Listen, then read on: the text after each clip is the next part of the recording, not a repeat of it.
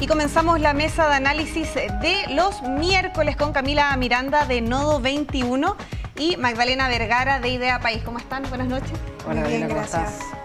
Muchas gracias por acompañarnos y vamos a comenzar con lo que ha dado que hablar esta última jornada, porque este martes el senador de la UDI, Javier Macaya, presentó su renuncia a la presidencia del partido tras recibir varias críticas por las declaraciones que emitió a favor de su padre, condenado por abuso sexual. ¿Cómo evalúan este desenlace, finalmente su salida del partido, y cómo creen que afecta al sector? Camila, participa. O sea, primero creo que es la señal mínima ante las declaraciones que hace haciendo uso de su facultad como representante político y representante de un partido, y en ese sentido yo echo de menos que el partido haya sido más contundente en tomar una posición independiente de si en este caso el expresidente de la UDI hubiese decidido él mismo renunciar o no. Aquí le correspondía al partido tomar una posición tajante, a mi parecer, luego de las declaraciones, porque lo que hacían es poner en entredicho no solo la justicia, sino todos los avances que han habido en poner sobre la mesa los abusos sexuales infantiles. Entonces echo de menos primero una declaración más contundente de la UDI que no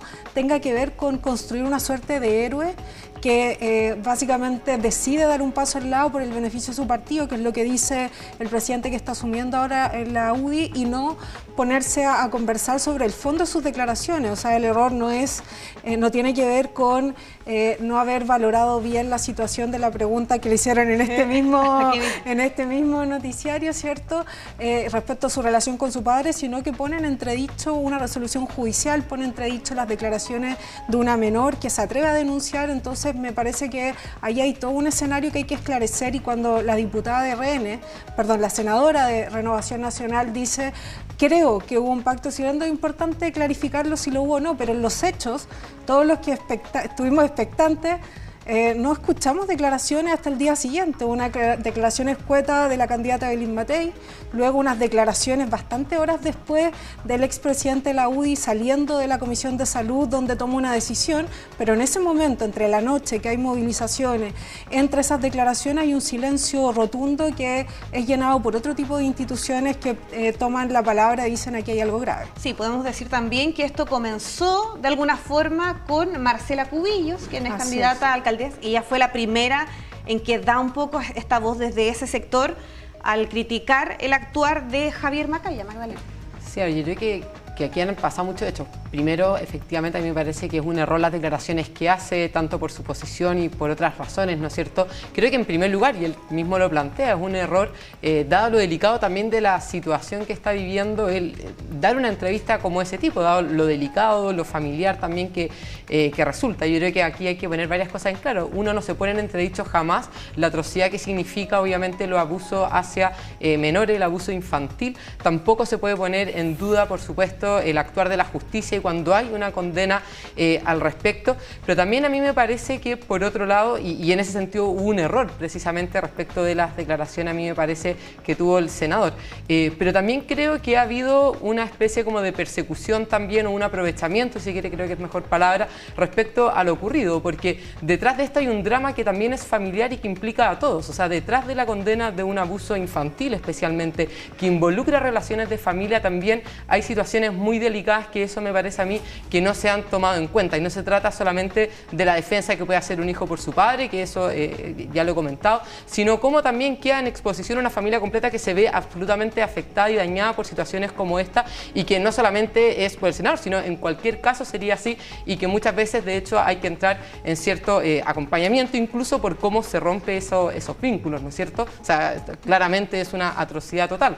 ¿Pero te refieres a la familia Macaya o la familia de las víctimas? De la víctima también, pues porque todo es la misma familia en el fondo. Pero estamos hablando en el caso de esa de los situación. dichos de Javier Macaya, estamos hablando de un senador que hasta el día de ayer era presidente de un partido político, es una figura pública. Por eso me parece a mí que es un error en el fondo las declaraciones que él hace, y por eso constato que efectivamente no podemos poner en tela de juicio en el fondo cuando hay cierta condena a un abuso infantil. Lo que yo digo es que hay un aprovechamiento, me parece a mí, en otros ámbitos que tampoco se tiene que ver incluso con, en el fondo, en consideración la revictimización información de esas niñas en el fondo, que están en el fondo hoy día expuestas a todo lo mediático que ha sido.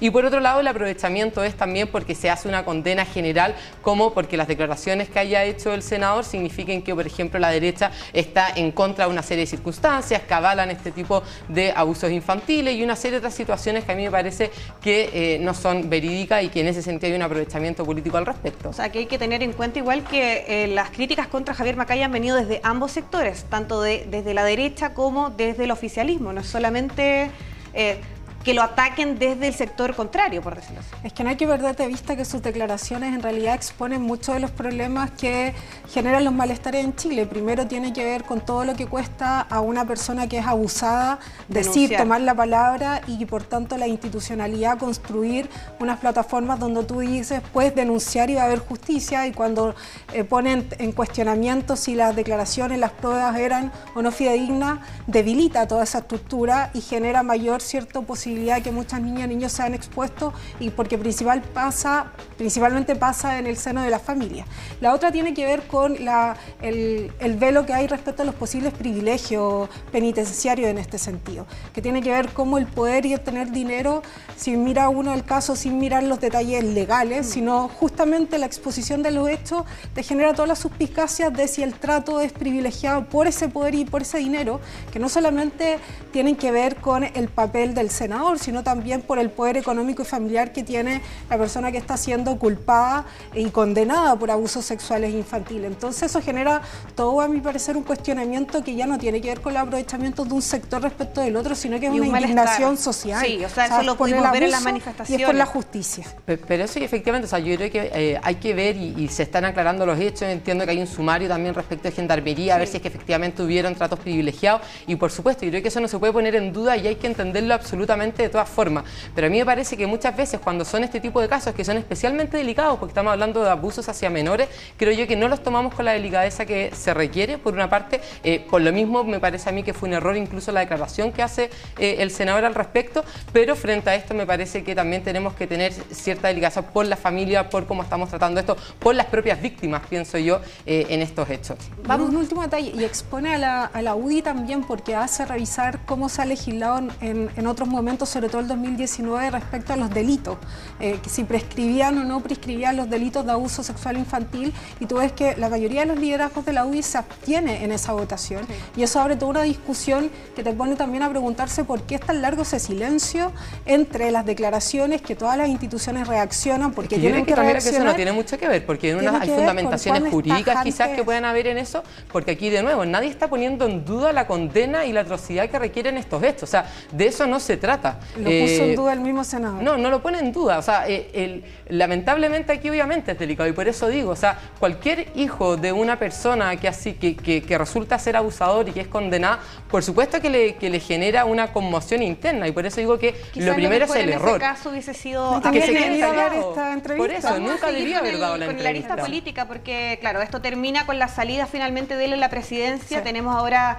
a Guillermo Ramírez como presidente de esta colectividad. ¿Cuáles son los desafíos entonces que él tiene en la UDI ahora en adelante? O sea, yo creo que tiene varios. Primero le toca asumir una negociación electoral que está candente en todos los sectores y también en la derecha, pero yo creo que la otra es justamente tener una posición clara de la UDI, que no solo tenga que ver con el respaldo o no a quien deja el cargo privilegiando el interés superior de su partido, sino por qué razones para la UDI era problemático que Macaya siguiera a la cabeza del partido. Eso es todo lo que todavía el partido no logra decirle, y yo creo que esto les va a generar un efecto electoral, les va a generar un efecto electoral su silencio, sus pocas claridades, y creo que eso es lo que va a tener que enfrentar, y todavía los cuestionamientos, porque una cosa es que Macaya ya no sea el presidente de la UDI, pero también está siendo impugnado por sus facultades o no para legislar algunas materias respecto a las posiciones que ya ha tomado. O sea, puede legislar en algunos temas de infancia, en otras materias de derecho. Esto es una pregunta que queda abierta y que creo que difícilmente va a poder resolver tan rápidamente el actual presidente de la UDI. ¿Magda? No, es que, a ver, obviamente Guillermo Ramírez y la UDI en general enfrenta desafíos importantes, tanto por lo electoral que se viene, porque la candidata quizás que está está liderando la encuesta también es Evelyn Matei. Hay una serie de situaciones que sin duda son así. Pero me quedo con un último punto de la Camila. Yo creo que ahí es donde también discutimos. O sea, no le quita las facultades de poder legislar, de hecho, al senador frente a ciertas circunstancias. Él nunca ha dicho que está a favor de ciertos abusos, por supuesto que no. Entonces creo que ahí sí se están confundiendo ciertos planos y eso creo yo que es cierto aprovechamiento. De hecho, la legislación no te veta en ese sentido por esas situaciones, ¿no es cierto? Entonces creo que hay que tener ojos también, sin duda que creo que falta robustecer quizás las respuestas que se haya hecho, una serie de circunstancias, pero creo que también hay que tener en cuenta y por lo mismo, o sea, el error que comete el senador y que él ya lo ha manifestado y que es en lo posible, ¿no es cierto?, que nos siga dando declaraciones, además como comentaba yo antes, hay una revictimización de las propias víctimas. Entonces me parece a mí que no podemos mezclar situaciones y que eso sería finalmente ese aprovechamiento que estamos esperando de ciertos sectores. Sí, vamos a cambiar de tema y brevemente porque, bueno, lo comentábamos hace un ratito, el gobierno ingresó el veto por la elección en 2 días. Hay varias cosas que han causado dudas, el bajo monto de esta multa, el tema de las embarazadas y adultos mayores que también van a verse multados de no votar. ¿Y qué les parece? ¿Cómo ven este veto recientemente ingresado? Sí, o sea, creo que es el problema de no haber legislado estas materias oportunamente, no solo este gobierno, sino cuando se hacen los cambios al voto obligatorio, que en el contexto constitucional, lo hemos hablado en otras ocasiones, queda abierta toda la regulación permanente en régimen del voto obligatorio y por tanto todas las discusiones sobre qué tipo de multa, qué sanciones, quiénes quedan eximidos, por qué razones, se tenía que dar al calor de esa discusión y la estamos teniendo a propósito de que hay una elección ahora y hay que delimitar algunas reglas que no estaban claras. Y en este veto lo que en realidad yo veo es que terminan existiendo las causales amplias ya existentes para eximirse y argumentar que no pudiste ir, que son causales muy típicas de distancia, no estar dentro del país, sí, o poder acreditar que tuviste alguna imposibilidad para participar. Se mantiene extensible la interpretación constitucional respecto de que todos deberían pagar multas y obligatorio para todos. Abre la discusión sobre si las personas mayores de 70 tienen la obligación o no de concurrir. En muchos países con voto obligatorio sucede que las personas mayores de 70 años tienen voluntariedad, es decir, no están afectas a una multa si es que no participan, porque se entiende primero que han participado de un proceso cívico durante toda su vida y tienen esas posibilidades. Entonces creo que esa discusión es importante y además termina de resolver un planteamiento que abrió el CERVEL, y eso no hay que olvidarlo, de que la elección fuera en 2 días.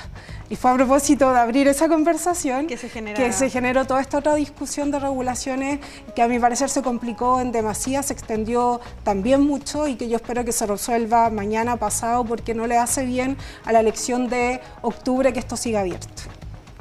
Sí, me parece que en todo esto, desde que precisamente se abre la discusión del veto, o sea, del voto en 2 días, hubo una improvisación gigantesca. Hay que recordar que no se alcanza el quórum para poder, en el fondo, votar la situación de eliminar la multa y otra serie de situaciones que finalmente es la que nos dejaron en estas circunstancias. Creo que el gobierno esperó demasiado a poder incorporar y que lamentablemente, y algo comentaba de hecho Iván Valenzuela en el programa, ya se puso el manto de duda sobre la situación. O sea, a pesar de que uno diga, bueno, el voto es obligatorio, si ya pusimos la duda de si acaso es obligatorio, de si acaso vamos a multar a las personas o no, eso ya queda instalado en la ciudadanía y me parece que ese ya es el primer error. Y considerando la importancia que tiene el voto para la democracia, también para que las personas, de hecho cuando uno mira, ¿no es cierto?, que con menores recursos asistan a votar, me parece a mí que era importante la posibilidad de poder hacerlo obligatorio con las multas correspondientes. Hoy día lamentablemente creo que a pesar de que se haya terminado poniendo el veto, un veto que termina en 33.000 pesos, que no es simbólico, para muchos obviamente va a ser significativo, pero una multa incluso menor a una infracción de tránsito. Pensando que lo mayor eran 200.000 pesos. Así es. Entonces queda un poco esa cuestión media simbólica. Y lo otro es que se intentó meter por abajo también en su momento esto de que los adultos mayores y mujeres embarazadas no pudiesen votar, cuando a mí me parece que eso es un poco determinar, bueno, embarazadas y adultos mayores pareciera que son enfermos, no lo son, y eso está también determinado por la ley en casos de que efectivamente no lo pudieran hacer. Entonces me parece que fue un poco problemático, ya se logró, pero lamentablemente en circunstancias que yo creo que entre que nadie queda contento y sí se ve afectada nuestra democracia en ese sentido. Magdalena Vergara, Camila Miranda, muchas gracias por acompañarnos en Tele 13 Noche. Que estén bien.